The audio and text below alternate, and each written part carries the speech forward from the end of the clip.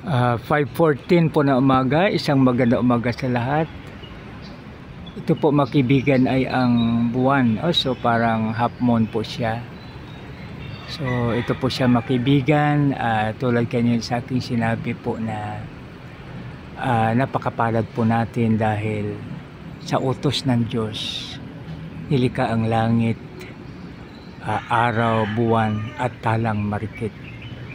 So ito mga kaibigan, makikita natin sa Psalms 3:3. Kaya napakapalad po natin dahil nilalang ng ating Panginoon ang lahat nating kailangan bago niya po tayo lalangin.